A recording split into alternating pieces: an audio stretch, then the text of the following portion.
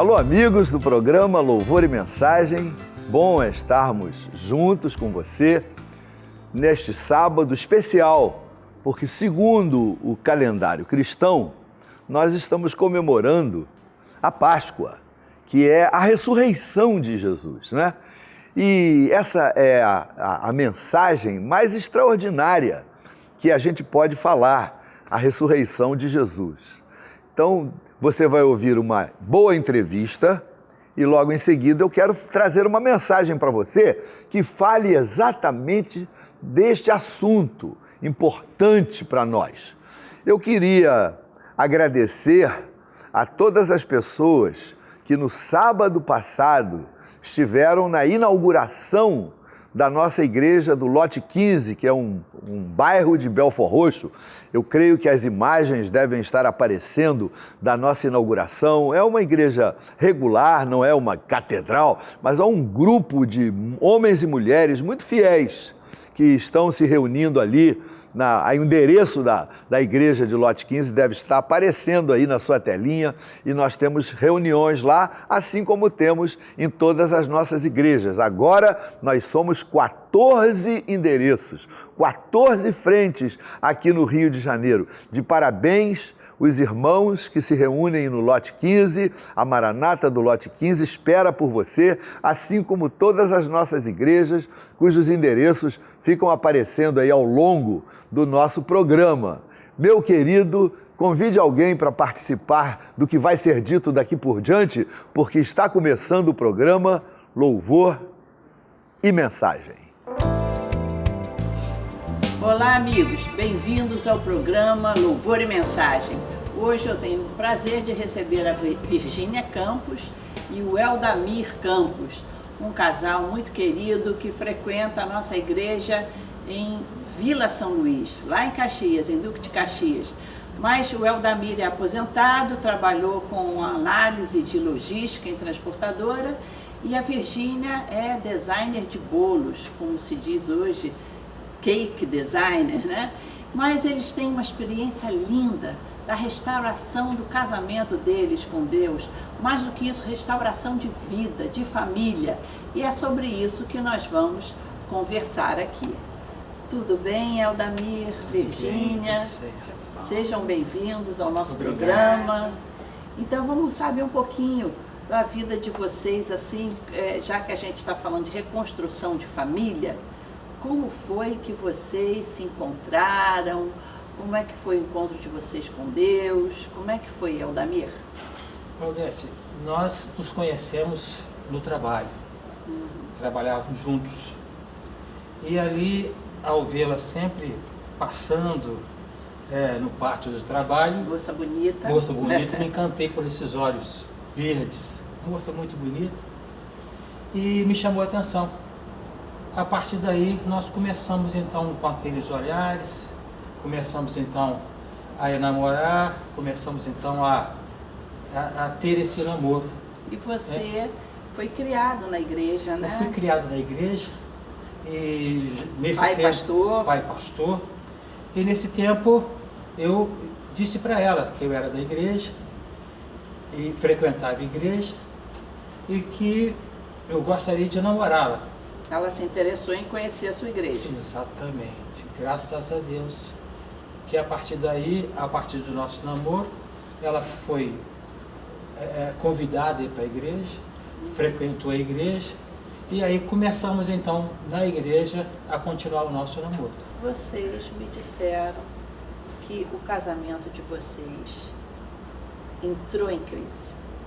Logo no começo do casamento, né? Vocês descobriram que tinham uma incompatibilidade? É verdade. A partir do momento do casamento, a partir do momento do dia a dia, a gente verificou que tinha muitas diferenças de temperamento, de entendimento da vida, do dia a dia.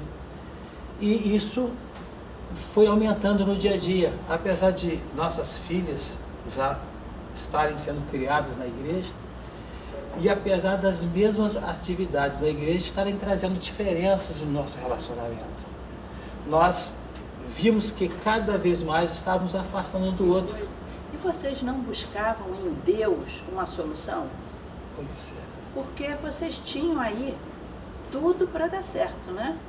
Um casal que conhecia o Evangelho, 2 filhas, tudo para dar certo, mas essa incompatibilidade cresceu de jeito de não dar mais para conviver?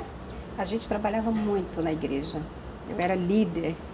Ele fazia boletim. É o ele perigo, era às vezes, ele... do ativismo, né? É verdade. O ativismo religioso sem vida espiritual. É verdade, é verdade. Então, nós não soubemos procurar ajuda. Nós não tivemos, principalmente eu, não tive a humildade de reconhecer que eu precisava de ajuda, de procurar pessoas certas que pudessem ajudar nas nossas diferenças. E isso foi crescendo, sem procura de ajuda, sem procura de entendimento, sem procura espiritual. Isso foi crescendo, essa falta de entrosamento.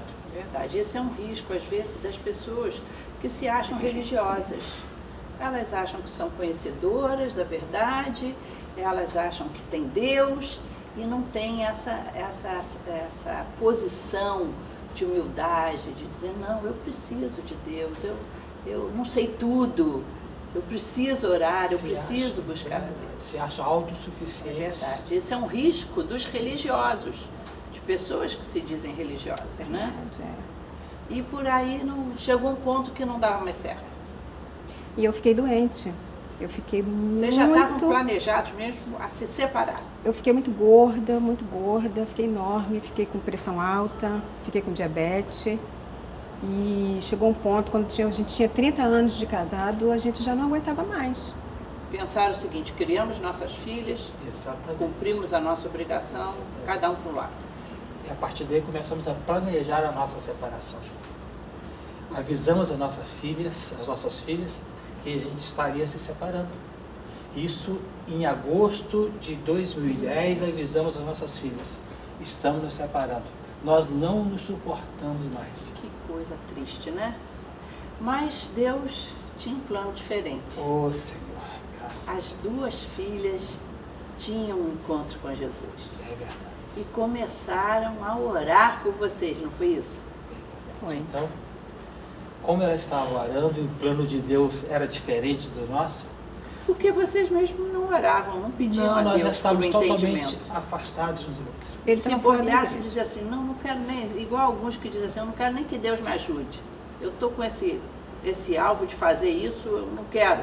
Esse era o nosso plano, de se afastar. Eu, já afastado da igreja, ela sozinha frequentando uma igreja. E dia 5 de setembro, já tínhamos avisado em agosto, a nossa filha que estávamos nos separando. Dia 5 de setembro, um sábado, voltando do trabalho, sentindo uma dor forte no peito, fui em uma clínica, que era a caminho de casa. E falei até com o manobrista, ó, eu volto logo, deixa o carro aqui na calçada, com o alerta ligada, que eu vou só lá com o médico pegar um comprimido para dor de peito, uma dor muscular talvez, e já retorno. Quando eu informo ao médico que estava com dores no peito, ele fez alguns exames preliminares, ele Já não deixou você não sair. deixou. Vou te internar a partir de agora. Você estava infartando. Estava infartando. Você avisa seus familiares que você está aqui nesta clínica, nesse hospital, e você não poderá sair daqui. Eu já estou avisando a equipe médica para que faça a sua operação de Cirúrgico. imediato. Que coisa, hein? E nessa situação, eu fiz 6 pontes safianas, que já estavam todas entupidas. Gente, na mesma intervenção. Na 6 mesma pontos. intervenção. Mesma intervenção. Que coisa. E você, quando soube dessa notícia, não te abalou assim, puxa, vou perder meu amigo, meu marido, ou você já estava, o coração já estava meio friozão mesmo? Eu estava na igreja, né, trabalhando numa peça, e ali eu recebi o telefonema da minha filha, mais velha, Patrícia. Mãe, meu pai passou mal, foi pro HS Cor e internaram ele. Aí eu, Deus está me falando alguma coisa. Isso não é para a morte, isso é para a vida. E eu, anos orando pelo meu casamento, eu trabalhava com encontro de casais. Né? Como é que eu poderia ser bênção para outros Eu acho que casais ele e eu não mais- era para o ele meu? era mais durão do que você nesse sentido aí, né? Se afastou da igreja. Estava afastado da igreja. E eu quando... E você já tinha operado? Você fez a cirurgia bariátrica, ainda não tinha operado? Não, faltava 15 dias para minha operação. Já eu estava estava me tudo preparando. agendado. Eu estava preparando para a minha cirurgia. Com 15 dias ele infartou. E aí você operou a si mesmo? Operei, porém, nesse meio tempo ainda aconteceu mais um problema. Com ele no CTI internado, para mim dar liberação para ele ir já para a enfermaria, que ele já tinha sido feito, né, a cirurgia dele, eu recebi um telefonema de uma vizinha da minha mãe, que ela tinha sumido, que não tinham visto ela, e aí eu falei, olha, eu autorizo você a entrar na casa dela, porque agora eu não posso, vou tirar o meu esposo lá do CTI, que ele tem que ir para cirurgia. E eu recebi o telefonema de que a minha mãe, eu encontrei minha mãe morta dentro de casa. Que coisa. Então, isso faltava uma semana para minha cirurgia. Com 15 dias ele infartou, com uma semana minha mãe faleceu. Atrás do outro. Eu fui, chamei minhas filhas e falei, olha, vocês estão proibidas de comentar isso com seu pai. Seu pai não pode receber essa notícia de jeito nenhum, porque ele não está bem de saúde. Aí ele saiu bem da cirurgia. Saiu bem. Você fez a sua cirurgia. Fiz. Apesar de toda essa tristeza da perder a mamãe. Mas Deus tinha um plano aí especial. Vocês tiveram que se restabelecer na casa da sua filha que estava orando. Exatamente. A nossa filha... Na casa dela, né? Exatamente. Levou a gente para casa dela. A nossa filha sempre orando por nós, sempre orando pelo nosso casamento, e Deus usando a nossa filha. Ela nos levou para a casa dela, nos colocou em sua cama de casal, no quarto de casal. dela, nos recebeu na casa dela, e o genro e ela deitavam na sala, junto com o neto, para que nós pudéssemos deitar juntos, para que nós pudéssemos, como plano de Deus, nos reaproximar, cuidar um do outro. É porque o casal, quando já está assim, nesse clima frio, não quer nem encostar, né? É verdade. Fica aquela rejeição mesmo. E a gente sabe que para um casal, como é importante o contato físico, o carinho, né? O toque. E foi de Deus essa ideia dela. Foi uma bênção. Foi de Deus.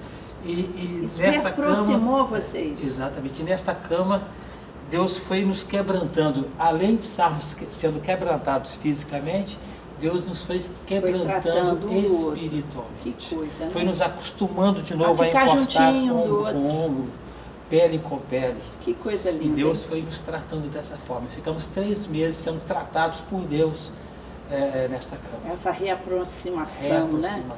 Foi. Então, quando você esteve melhor, me parece que você tomou uma decisão de voltar para Jesus. E uma decisão por causa dessa mesma filha, né? Exatamente. Que frequenta a nossa igreja, Igreja Missionária Evangélica Maranata, em Vila São Luís, uma bênção, Duque de Caxias. Ela teve uma enxaqueca muito profunda e você fez um voto a Deus. É verdade. O que você resolveu? Apesar dessa tratativa de Deus, eu ainda não Estava durão ainda. Estava durão. Eu não tinha sido convencido a voltar para Jesus. Eu ainda estava resistente. Mas Deus ainda usando essa filha. Deus permitiu, o que me traz uma tristeza, me traz uma... Mas é plano de Deus. Te emociona, né? Emociona.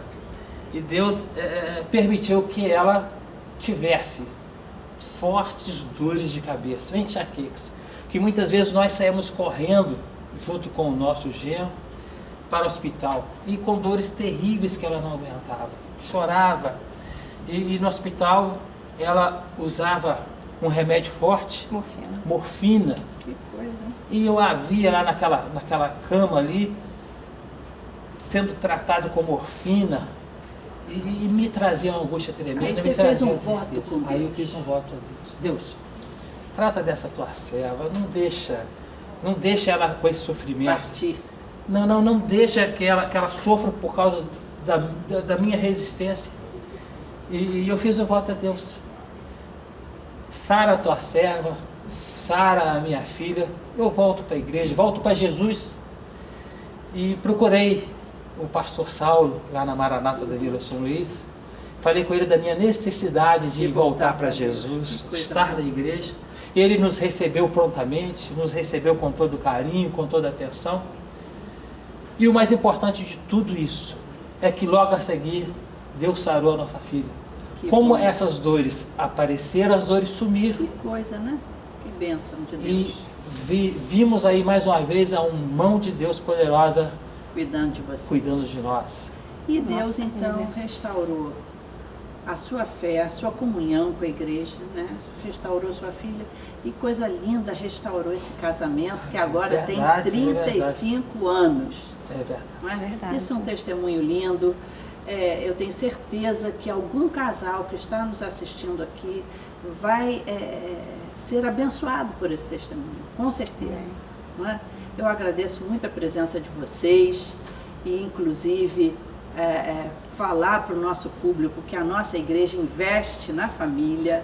Nós temos vários encontros de casais, cursos, tudo investindo na família, porque a família é plano de Deus. É verdade. Não é? Muito obrigado pela tua presença, Virgínia, Eudemir. Que Deus abençoe vocês cada vez mais. Obrigado, Amém. obrigado. E você, amigo, você está vendo um telefone aí na sua tela. Ligue para nós. Temos um grupo de pessoas aqui, voluntários, que vão atender a sua ligação, orar com você, inclusive informar os endereços de nossa igreja.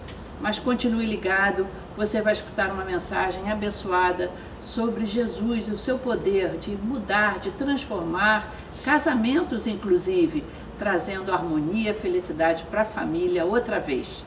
Fique ligado. Meus amigos, o calendário cristão está comemorando neste fim de semana a Páscoa.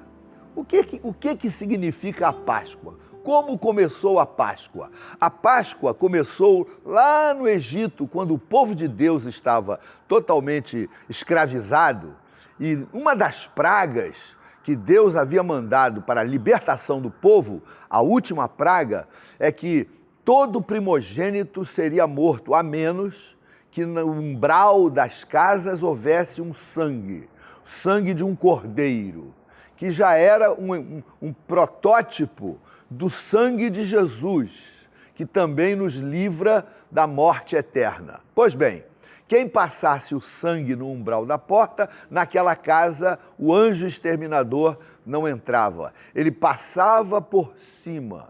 Daí o nome Passover. E daí Passover virou Páscoa. Então a Páscoa foi o livramento que o povo de Deus teve naquela praga por ter no umbral das suas portas o sangue do Cordeiro. Da mesma forma, Jesus Cristo morreu na cruz do Calvário na semana da Páscoa, porque o seu sangue derramado na cruz do Calvário liberta aquele que crê da morte eterna. Daí a Páscoa para nós é a nossa libertação,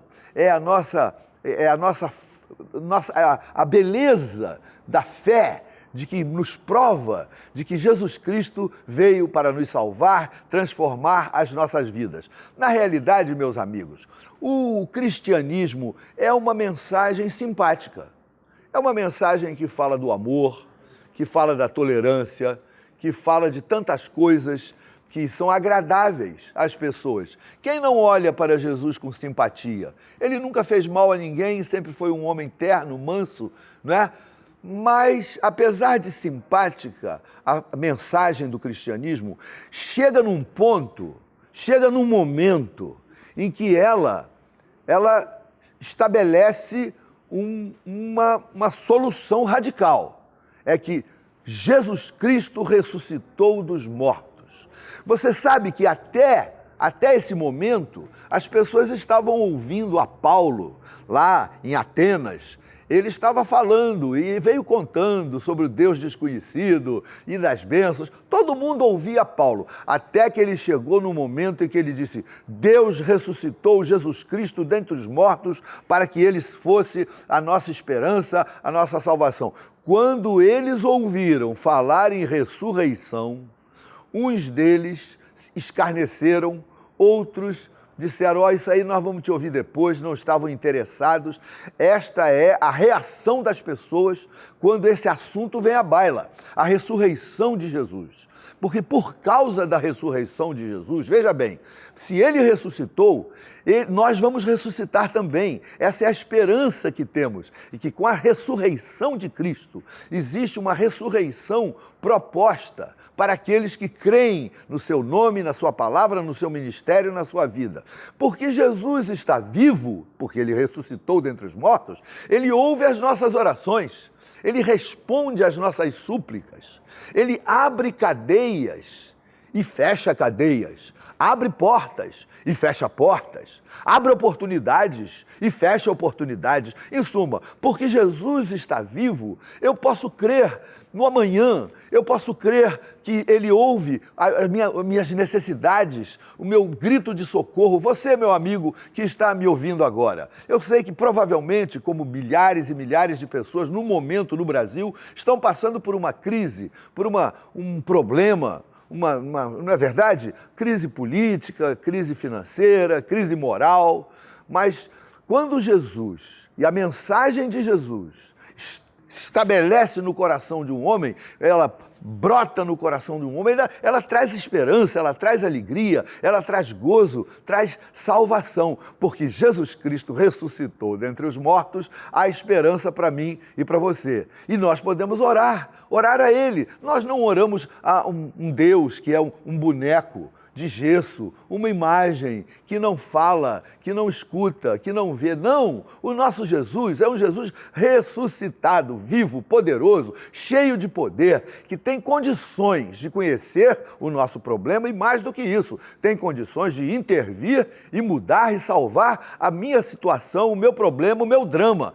Por isso que para nós esse fim de semana é especial. Comemoramos a ressurreição de Jesus. Se ele ressuscitou, meu amigo, você não pode, não precisa viver de uma maneira deprimida, triste, pesarosa, sem alegria, porque Jesus Cristo está vivo. Ele pode transformar a sua vida, pode tirar você do seu vício, colocar alegria no seu coração, esperança. Ele pode transformar a sua vida, libertar pessoas oprimidas, pessoas escravizadas a jogo, Há tantas coisas que oprimem os homens de hoje, a incredulidade. Existem muitas pessoas que não são viciadas em nada, mas elas são totalmente incrédulas, não conseguem abrir o seu coração para crer naquilo que muitas vezes não tem explicação prática, como é o caso da ressurreição.